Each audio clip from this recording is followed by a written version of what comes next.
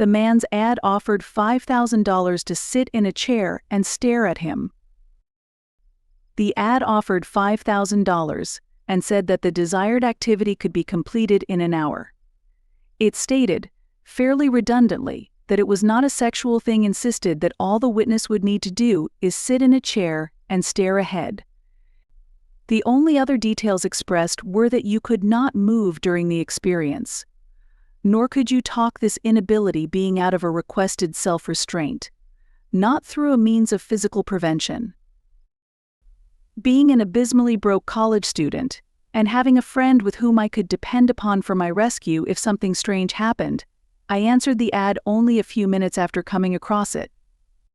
The person who had put out the ad had provided a phone number, which I called. Sending a text resulted in me being informed that it was a landline. The person answered, and we briefly discussed the location where the interaction was to be held, and I confirmed the amount of money to be paid. Like his ad, he repeatedly reminded me that it was in no way a carnal activity. Apparently, he'd gotten a lot of answers to the ad from people with that particular preconception. My friend took the day off from work, insisted, despite my protests, that we could wait until the following day when he was off, and we drove to the agreed-upon location. It was a house in a suburban neighborhood, which was somewhat comforting. If the man was an axe murderer, there was a chance my screams of terror could be heard by quite a few people. I joked aloud about this, but my friend didn't find it funny. The ad specified, and the man reiterated, that I be alone when entering the house, so I had my friend stay in the car. Being similarly broke, I offered him $500 for his help, an unnecessary incentive, his words, to not leave me if the man turns out to be truly insane. I got out of the car and walked across the lawn, which, unlike those of other houses, hadn't been maintained. The grass was high, weeds threatened to burst through the concrete of the driveway and sidewalk. The man had sounded fairly old on the phone, so I attributed the ill-maintained property to an inability to perform the duties, rather than some indication of insanity. I was instructed to immediately enter once I had arrived, so I didn't bother knocking. The unlocked door opened into a foyer, and connected to this was a hall that led into a kitchen. The hall held a single door, which I assumed led into a closet or down to a basement. Leftward from the kitchen was a spacious room devoid of furnishing save for 2 steel fold-able chairs and an equally fold-able dinner table.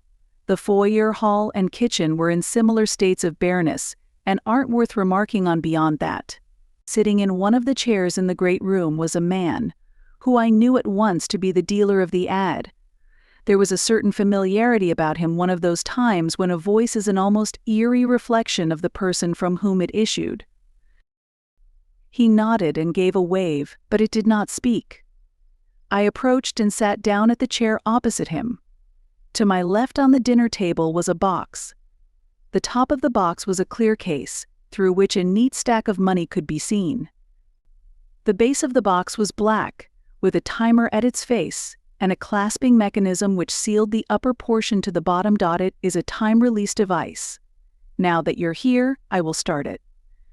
He immediately does, and once an hour has passed from this point, the box will open, and you are free to take your payment. You needn't say anything once that time arrives, and can depart a slightly richer person. Now, all you must do is look at me. You may of course blink, what? But please do not speak or look away. It's very important that you be both silent and still. And so, the staring session began. It was expectedly awkward. For the first few minutes he stared right back at me, but after a while the oddness of the circumstances became dull, and I grew accustomed to them. His face wasn't unusual, but it wasn't exactly handsome, easy enough to look at, but not someone you would have necessarily wanted to linger on without incentive. He was about 65, hair grayed and thin, face starting to sag, blue eyes slightly squinting, visual acuity no doubt dwindling. Despite his incessant assertions to the contrary, I couldn't help but think that he derived some abstract sexual amusement from this. Some sort of staring into the eyes of your lover thing. But despite the incredibly uncomfortable experience of that hour soon to be described, he at no point exhibited any behavior which would suggest arousal. About 10 minutes in, the strangeness of the experience was doubled. From below and then far behind me I heard a shifting clamor, as if a group of people had ascended the basement stairs and gathered just before the kitchen chatting excitedly. I was going to turn. The ad hadn't mentioned the presence of others, but the man's eyes seemed to almost plead with me to remain focused on him. He didn't speak a word though. Resisting instinct, I kept my gaze fixed on him and listened to the noise of the crowd behind me. The weird thing was that while I could hear them talking, and even mentally differentiate between speakers, I couldn't understand a single word that was spoken. They had moved into the kitchen by this point, but none of the words were intelligible to me. And even weirder was that it was obvious they were speaking English. I could recognize the nuance and structure of the language. The man's eyes imparted nothing beyond the unspoken insistence that I keep mine on him. My inability to recognize the words which were clearly English troubled me greatly, and I started saying words in my head to reassure myself that I had not somehow forgotten the language. I couldn't check exactly how much time had passed, the timer being too far out of my peripheral vision, but about 40 minutes into the experience the voices were right behind me in the great room. There were perhaps 12 distinct voices, all chattering and laughing and speaking some unrecognizable variants of a language I'd been speaking for nearly 2 decades. Women, men, and children conversed just behind me, not a single one, for even a moment, being understandable. I was terrified. Their appearance and migration from the basement to right behind me was strange, yes, but the possibility that something was wrong with me, that I might have had some sort of stroke or neurological slip-up, was far worse. My eyes had stayed on the man, but my mind had momentarily receded, turning over these bleak possibilities. Upon returning my focus to the man, I saw that he was crying. Inaudibly, of course, but the tears were there, the lips slightly quivering. Instinct almost compelled me to ask what was wrong, but I stopped myself both for the sake of the experience and a new fear that speaking would somehow draw the attention of the partiers to me. And for some inexpressible reason I was sure that getting their attention wasn't something I wanted. A new terror dawned, then. What if the group continues their movement, and they press forward, swarming around us? With each second that passed, I grew more certain that seeing these people would cause something horrible to happen. Their voices did grow louder, but no closer in proximity. I started to shake, my heartbeat quickened, and my breathing became labored. I tried to calm myself, but the presence of those people behind me was so dreadful, in a way that I still cannot find the words to properly describe. Against my control, as I shuddered, I let out a low moan. It was barely audible, more of a release of air than proper emission of the vocal cords. But the man's eyes grew wide with terror, and from behind me, for the first time, I heard something I understand. Would someone like to join the party? I froze in place. Even my heart seemed to quiet its movement. The noise behind me still continued, but with considerably less people causing it. The attention of several members had apparently been drawn from the conversation. Drawn to me. I became like a statue, not even allowing myself to blink. The man's eyes remained wide, but he'd stopped crying. He stared at me with what I can only describe as mindless terror. Despite my earlier belief that seeing these people would bring about some horrible event, I tried to see within his eyes even a dim reflection of the scene behind me. But nothing was reflected, not even his thoughts. I could have sworn I heard a request to join the party. A woman's voice. Think it was one of dear old Dad's friends? A man's voice. That old fool couldn't keep a friend if his life depended on it. You two sure saw to that. A third voice, another man. A chorus of disconcerting laughter erupts. Oh well, shall we go back downstairs? The others who hadn't spoken seemed to respond in agreement, although I couldn't understand them. As gradually as they had come, the voices went away, returning downstairs and eventually fading to inaudibility. A few minutes later, The timer beside us went off, indicating that the hour had passed. The man almost collapsed at this moment, sagging back in his seat and breathing raggedly. I went to help him, but he held up a hand, dismissing me. Before I could say anything, he cried out, "Thank you," and repeated the same multiple times between breaths.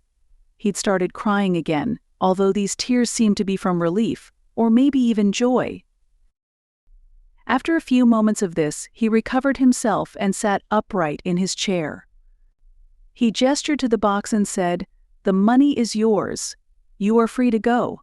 Thank you sincerely for accompanying me during this time. For noticing me. Please take the money and leave this place.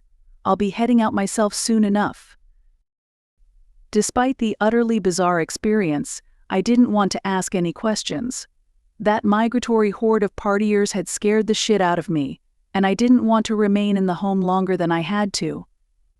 I grabbed and pocketed the money, not bothering to count it, and walked away, waving behind me as I went. I made my exit as quickly and quietly as possible. I closed the door, relieved that I hadn't heard rushing footsteps ascending the stairs. My friend was still parked outside, right where I left him. I got into the car and let out the heaviest sigh of my life. Guess he was a no-show, huh? Not surprised. No one just gives away $5,000. "What are you talking about?" I took the money out of my pocket and showed it to him.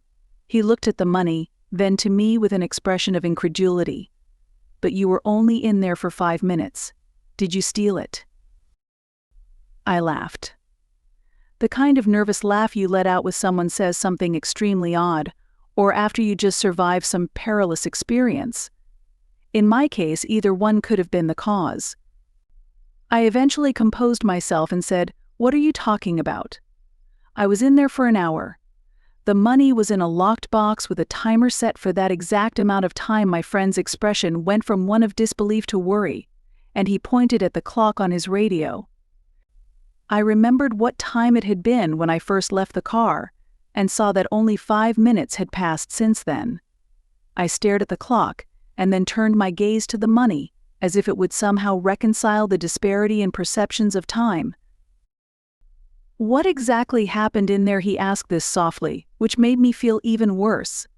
I didn't want him to think I was crazy, or that I had hurt someone and stolen the money. But to avoid the former suspicion, I couldn't tell him about what actually happened. I looked around, first at the house and the rest of the neighborhood, but saw no excess of cars, which would have accounted for the presence of the partiers. Also, it was noon on a Tuesday, not exactly the prime circumstances for a party. "Please just drive. I wanted to get away from the house. Not until you tell me what happened." Firmer, but not yet confrontational. I took a moment to consider my options, then told him a version of the truth that didn't make me sound crazy. I didn't mention anything about the roving crowd of people. I told him about the experience with the man, and said that it must have seemed longer than it really was, or that maybe he had set the timer wrong. My friend listened quietly, and once I had finished, he sat silent for a moment, staring at the house through my window. I thought he was going to accept my answer, but without saying anything he got out of the car. Before I could stop him, he jogged across the lawn and went into the house. I should have gone in with him, but my nerves prevented me from re-entering. He returned a few minutes, silently entering and starting the car. Well, I really meant, well, what did he? It was empty. Completely empty. No one was inside. There wasn't even a single piece of furniture. He pulled away from the curb and started driving down the street. I didn't know what to say, so I said nothing, and he dropped me off at my house without saying another word. I don't know what happened to me in that house, but the money is real enough. I've already used some of it to buy food. My friend didn't want anything of it. I can understand that, I guess. I don't know what he believes. I don't know what I even believe, but hopefully he doesn't think I did something terrible. Maybe he thinks I made the whole thing up, although there's no way I would have been able to gather 5,000 together, certainly not for some prank. Regardless of the truth, the money is real, and for that I'm thankful.